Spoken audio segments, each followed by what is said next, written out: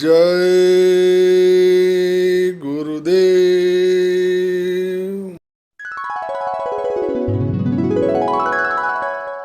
जय गुरुदेव। जय गुरुदेव। जय गुरुदेव।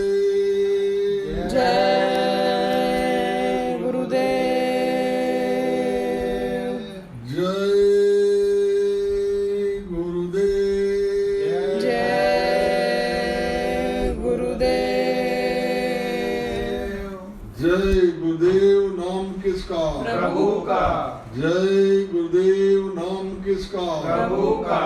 जय गुरुदेव नाम किसका? प्रभु का। प्रभु का पावन नाम। जय गुरुदेव। प्रभु का पावन नाम। जय गुरुदेव। प्रभु का पावन नाम। जय गुरुदेव। प्रेम से बोले जय गुरुदेव। प्रातः स्मरणीय सर्वसमर्थ सदा सर्वत्र वंदनीय परम पूज्य स्वामी जी गुरु जी महाराज के चरणों में कोटि कोटि प्रणाम। उपस्थित सभी सत्संगी प्रेमी बच्चे बच्चियों सबको सादर सप्रेम जय गुरुदेव। गुरु महाराज की विशेष दया कृपा हम सब पे जो ऐसा अवसर मिला कि हम सब बैठ के प्रभु को याद करेंगे, गुरु से प्रार्थना करेंगे। मनुष्य जीवन के लिए यह समय बड़ा ही लाभकारी और उपयोगी होता है। जब भी ऐसा अवसर मिले उसका लाभ अवश्य लेना चाहिए। एक प्रार्थना बोली जाएगी, उसको आप लोग भी दोहराइएगा।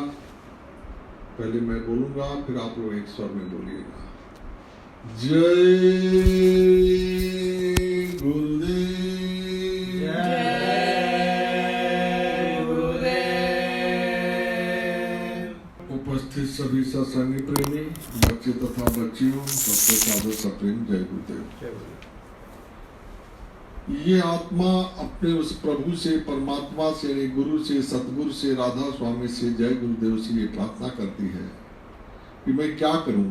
मैं तो चाहती हूं कि हम आपके सत्संग में आऊं, आपका बात मानूं, आपके बताए रास्ते पे चलूं, भजन करूं, ध्यान करूं, सुमिरन करूं, लेकिन मेरा मन भोग वासना से हट नहीं पा रहा है। मैं हर दिन ये बात के लिए कसम अपने मन में रखती हूँ कि भाई मैं अब ये नहीं करूँगी, ये भोगों को मैं त्याग दूंगी। लेकिन जैसे इन भोगों को हम देखते हैं तो मेरा मन इन भोगों को देख के ललचाता है और मैं उन भोगों में फंस जाती हूँ। कोई रास्ता मेरे पास नहीं दिखाई देता कि जो मुझे इनसे निकाल सके, इस संसार में मेरे मन को रोक सके, मेरे चित्त को रोक सके। हम असमर्थ और असहाय हैं। गुरु से वो प्रार्थना करती है और गुरु से जब प्रार्थना की जाती है अपने आर्त भाव में, किसी भी कष्ट के लिए, किसी भी बात के लिए, अपने सतगुरु से, राधा स्वामी से, राधा स्वामी, सतगुरु, जय गुरुदेव, सतपुरुष, वे सारे एक हैं। तो उनसे जब प्रार्थना उस तरीके से आर्त भाव से जब जीव करता है तो निश्चित रूप से उसके ऊपर दया होती है। लेकिन उसके लिए थोड़ा अपने को प्रयास भी करना चाहिए। हमारे गुरु महाराज ने कहा कि भाई आप निमित्त मात्र तो करो, आप असली नहीं कर सकते तो नकली तो करो, बैठो तो सही। आपको कहा गया कि आप जो है 1 घंटा सुबह, 1 घंटा शाम आप प्रार्थना और ध्यान भजन सुमिरन आप करो, तो उसमें आप अपना समय दो। और यदि मन ना लगे तो भी मन को राख बैठा करके और शरीर को रोको ना। उसने कहा उन्होंने कि मन जाता तो जान दे स्थिर राख शरीर। इस शरीर को आप स्थिर रखो तो क्या होगा कि वो काम मन बहुत देर तक नहीं भटकेगा, कुछ देर बाद वो भी थक जाएगा भाग करके। क्यों? जैसे उतरे हुए कमान से कभी न चाले तीर। धनुष की कमान अगर प्रत्यंचा खींच के चढ़ाई हुई नहीं है तो उस पर कितना भी तीर मारो नहीं चलता है। महापुरुषों ने और भी कहा कि मेरो मन अनंत कहाँ सुख पावे। मन तो इसी शरीर में ही सुख पाएगा। और यदि आपने शरीर को रोक दिया और मन कहा कि नहीं हमको कहाँ जाना है, चित्त लेकर के आपको कहीं किसी वासना के काम में, किसी भोग के काम में ललचाया और गया वहां पे, लेकिन आप शरीर को आगे नहीं बढ़ाएंगे तो क्या होगा कि जैसे उड़ जहाज का पक्षी फिर जहाज पर आओगे। जैसे समुद्र में जहाज चलती उसमें पक्षी होते हैं, तो पक्षी वो पाल किसलिए रखते थे? कि कभी कोई आंधी तूफान आया, जहाज फंस गया, नहीं समझ पाए हम कि दिशा में कहाँ चला गया, उनका दिशा मापक यंत्र भी नहीं ठीक से काम कर रहा है और उनको ये भी नहीं पता चल पा रहा है कि हम तट से कितनी दूरी पे हैं। तो पक्षी रखते थे, पक्षी को छोड़ देते थे, तो पक्षी समुद्र में उस तरफ जाने की कोशिश करता था जिस तरफ जो है तट होता था, लेकिन तट कोई नजदीक नहीं होता था, बहुत दूर होता था, उसके बस में नहीं रहता था। वो उड़ के जा करके फिर लौट के आ जाता था। तो उसको नाविक देख लेते थे कि भाई इसी तरफ गया, तो जहाज को उसी तरफ मोड़ लेते थे, धीरे धीरे करके अपना उस तरफ ले जाते थे। तो ऐसे ये मनुष्य का मन जो है, ये अगर शरीर को आपने स्थिर रखा है तो वैसे ही पक्षी जैसा उड़ के जाएगा और फिर कुछ देर के बाद कुछ उड़ान करके यहाँ वहाँ भटक करके, क्योंकि अकेले उसको कुछ मिलेगा नहीं, तो लौट करके फिर इसी शरीर में आ जाएगा। लेकिन इसके लिए कठिन साधना की जरूरत, इतनी कठिन इतना ही है कि आप मन को रोकने की कोशिश करो और शरीर को रोक के रखो। शरीर आपके हाथ में है, लेकिन होता ऐसा नहीं है। होता यह है कि एक बार मन ने कोई बात कही, बुद्धि ने पहले विचार किया कि यह काम करना चाहिए, तब तक उसने चित्त में लगा कि हाँ ठीक बात है, तुरंत मन को हो गया, मन ने कहा ठीक करना चाहिए। और मन में बात आई नहीं, तब तक आगे पीछे होता है। बुद्धि फिर कहती नहीं नहीं गलत है, ये पाप कर, इसको करना ठीक नहीं है। संकल्प विकल्प शुरू हुआ, तब तक चित्त ने कुछ उसको समझाया और तब तक मन ने कहा कुछ नहीं फर्क पड़ता, एक बार कर लेने में क्या है, अभी इतना दिन से हम करते ही आए हैं, एक बार और इस चीज का भोग लेंगे तो क्या फर्क पड़ता है। बुद्धि कहती चलो ठीक है, बस उठे आप चले गए और फट से अपना जो आपने वासना या व्यसन या आदत जो छोड़ने का संकल्प लिया, उसको लेकर के फिर से आपने कर लिया। फिर करने के बाद आप पछताएंगे, लेकिन उससे फिर क्या होगा, कुछ नहीं होता, ये आदत जाती नहीं है। इसके लिए बिल्कुल दृढ़ संकल्प मनुष्य को होना पड़ता है। एक राजा थे, उनके गुरु थे, बहुत अच्छे थे, और राजा के यहाँ एक जलसा शुरू हुआ। उन्होंने अपने गुरु को आमंत्रित किया और उस आमंत्रण में उन्होंने प्रोग्राम रखा। तो राजाओं के यहाँ भाई कोई भी प्रोग्राम नाच रंग का, गाने बजाने का रहेगा। अच्छी नर्तकी जो बहुत प्रसिद्ध थी उसका नाच के लिए वहां पर रखे, उसके नृत्य के लिए। अब वो गुरु महाराज भी उनके बैठे राजा के उसमें आकर के, और उनके उसमें कि भाई गुरुदेव आए हैं तो बैठे, उनका स्वागत होगा, वो भी अपना बैठ गए वहां पे। और उनके परिवार के सब लोग बैठे, नृत्य चालू हो गया। नृत्य चल रहा था, बहुत अच्छा नृत्य था। राजा ने गुरु के पास कुछ असरफियां रख दिया कि अगर गुरु महाराज की कोई इच्छा होगी, कोई इसके गाने पे कहीं मन प्रसन्न हो गया, कोई को लगेगा तो इनाम स्वरूप कुछ उसको दे सकते हैं, दे देंगे उसको, जो इसकी इच्छा होगी। 10 2 असरफी 5 असरफी जो दे दे, उससे कोई मतलब नहीं। उन्होंने रख दिया सम्मान में उनके जो है, क्योंकि महापुरुषों हैं, साधु फकीर, उनके पास कुछ रहेगा नहीं तो वो क्या बैठे रहेंगे। तो इतने बड़े समाज में लोग कुछ देंगे और ये गुरु नहीं क्यों देगा, तो उनको लगा कि अपमान होगा गुरु के, इसलिए पहले से उन्होंने अपना रखवा दिया। नृत्य चल रहा था, काफी देर हुआ नृत्य चलने में। अब उसमें क्या हुआ कि घटना ऐसी घटी कि नर्तकी नाच रही, तो उसको तो क्योंकि जो नाचता है एक्टिव रहता है, उसको उतना आलस्य नहीं आता है। जो बैठा रहता है तो उसको आलस्य आएगा, लेकिन अगर रुचि है उसकी किसी काम में, उसका लगाव है, तब आलस्य नहीं आता है। अगर आपका काम किसी, आलस्य कब आएगा, जब आपको उस काम में रस नहीं मिलेगा, रुचि नहीं होगी। रुचि होगी तो आपको कोई कष्ट नहीं होगा, कोई कष्ट होगा भी तो भी भूल जाएगा उस समय में। तो वो सब लोग देख रहे थे कि नर्तकी देखा जो तबला बजा रहा है, साज जो बजा रहा है, वो थोड़ा सा कहीं न कहीं गफलत कर रहा है। उसने देखा कि अगर ये डफली वाला अगर बराबर बजाएगा नहीं तो मेरे ताल टूट जाएंगे और राजा नाराज हो सकता है। तो उसने एक दोहा सुनाया। उसने कहा कि बहुत बीती थोड़ी रही, बहुत बीती थोड़ी रही और पल पल बीती जाए, ऐसा कुछ तो मत करो जिससे कुल में दाग लग जाए। अब ये जब दोहा उसने सुनाया तो गुरु जो बैठा हुआ था उसने क्या किया कि सारी असरफियां उठा करके उसको दे दिया, राजा को, अपना नर्तकी को, जो उसके पास रखा था, एक ही साथ सब दे दिया। उसको कोई बात याद आ गई। उधर देख रहा है कि राजकुमार बैठा हुआ है उसमें, तो राजकुमार ने भी अपना मुकुट उतार के दे दिया नर्तकी को। अब इससे पहले कोई कुछ नहीं दे रहा था। अब उधर थोड़ी देर में उसकी लड़की वहां बैठी हुई थी, उस लड़की ने अपने गले से हार निकाला, उसने भी नर्तकी को दे दिया। तो राजा बड़ा मुश्किल में पड़ा कि भाई इतना गीत हुआ, इतना डांस हुआ, इतना नृत्य हुआ, इसमें से किसी पूरी महफिल में किसी ने कुछ नहीं दिया और इस 2 लाइन के दोहे में ऐसी क्या बात आ गई कि उन्होंने सब कुछ दे दिया। तो अब लड़की से तो नहीं पूछ सकते थे, लड़के से भी पूछना उचित नहीं था पहले।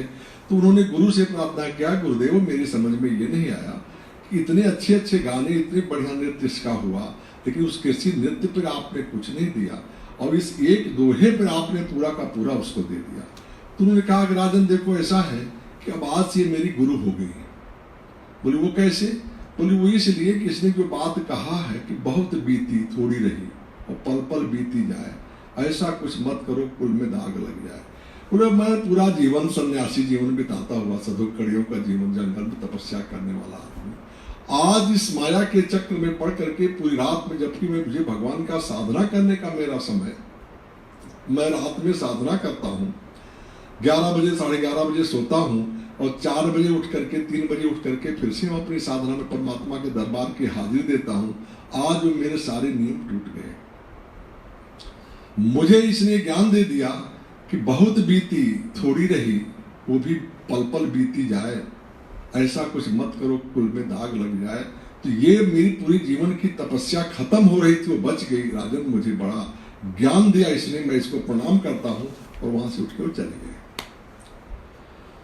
लड़के से पूछा भाई तुझको क्या ज्ञान हुआ इसमें? माने गुरुदेव की तो बात ठीक है, तुमको क्या लगा? इतने अच्छे से डांस, इतने अच्छे वो बहुत सारे गाना, बहुत रंगीले गाने गाए, बहुत से जो है उसने सुनाया, बहुत सी जो है मतलब आनंददायक गाने हुए, उसमें तुमने कुछ नहीं किया, पूरा अपना मुकुट उतार के दे दिया।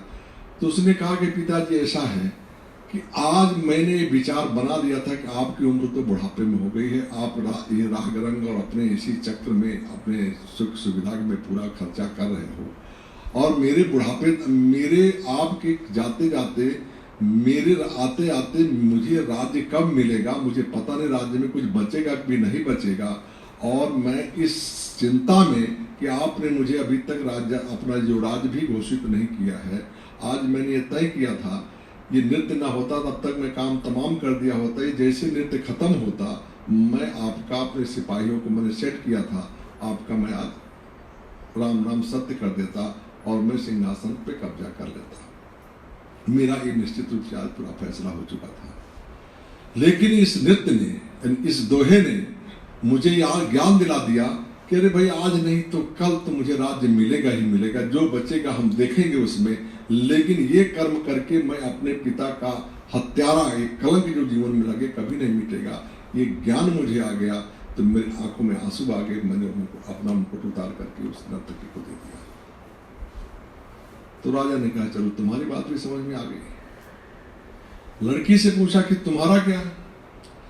तो उसने कहा पिताजी मेरी बात ये थी कि इतना समय हो गया और आप अपने इसी राग रंग में फंसे हो, आपको इस बात का ध्यान ही नहीं आया कि मेरी उम्र जो है लगभग आधी खत्म हो चुकी है और आपने अभी तक मेरे लिए शादी के लिए कोई वर की तलाश तक की योजना तक नहीं बनाई। तो मैं ये नहीं समझ पा रही थी कि आप मेरी शादी करोगे कि नहीं करोगे, इसलिए आज मैंने तय किया था। और ये नृत्य न होता तब तक मैं चली भी गई होती।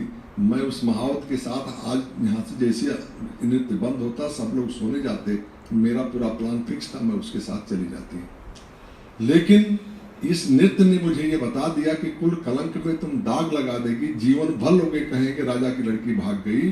तो इसलिए बात को मेरे को ज्ञान आ गया और उस ज्ञान में मैंने अपना हाथ निकाल कर उसको दे दिया। तो राजा ने कहा बात ये भी ठीक है।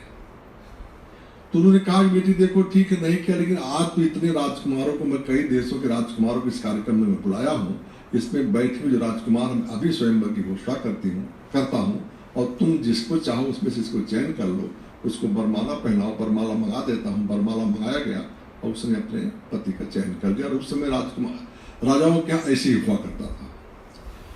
और इसके बाद सुबह होते होते उन्होंने क्या किया कि उनको भी ज्ञान हो गया, राजा को भी, कि बात सही है कि मुझे भी हमारा राज्य धर्म जो चौथे पंजावन नृपकानन और मेरा चौथापन बीतने के करीब आ गया है। तो इसमें मैं अगर कुछ तपस्या नहीं किया, हम अपने आप को राजकाज से बाहर नहीं किया, अब मैं कब करूँगा? कभी भी मेरी सांसों की पूंजी खत्म हो, मेरा बुलावा आ सकता है, तो ये इसी भाव में मुझे जाना पड़ेगा। तो उन्होंने भी तत्काल जो है अपना अगले दिन उनको राज्याभिषेक किया और राज्य उसको सौंप करके और अपना वो जंगल को चले गए। तो कहने का मतलब कि ये मन आपको कभी नहीं मौका देगा, मन आपको इन वासनाओं से कभी दूर जाने नहीं देगा।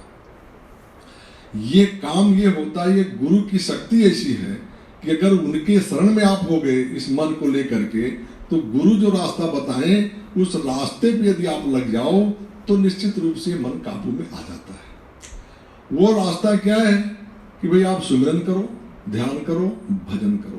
गुरु महाराज ने कहा कि सुमिरन में बैठो, मन नहीं लगा तो ध्यान करो, ध्यान में बैठो, मन नहीं लगा तो भजन करो, और उसमें भी मन ना लगे तो खड़े होकर के टहलो, और उस पे भी न लगे बैठो, नहीं लगे तो रो। और इस तरीके से किसी न किसी तरीके से मन को जब आप बेहबल कर दोगे किसी तरीके से, लेकिन शरीर लेके आप भागो नहीं, तो ये मन आपके काबू में आ जाएगा। और जिस पल ये मन में काबू आ जाएगा, पल में प्रलय होता है, देर नहीं लगता है, उसी समय आपका काम बन जाएगा, उस परमात्मा की तरफ आपका रुझान हो जाएगा। इस कलयुग में सारा काम कठिन है, लेकिन परमात्मा को पाना बहुत आसान है।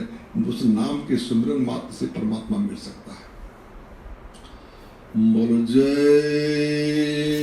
गुरुदेव, जय गुरुदेव, जय गुरुदेव, जय गुरुदेव। बाबा जी का कहना है शाकाहारी रहना है, बाबा जी का कहना है शाकाहारी रहना है। हिंदू मुस्लिम सिख ईसाई शाकाहारी हो जाओ भाई, हिंदू मुस्लिम सिख ईसाई शाकाहारी हो जाओ भाई। बीमारियों से जो बचना है शाकाहारी रहना है, बीमारियों से जो बचना है शाकाहारी रहना है। बोलो जय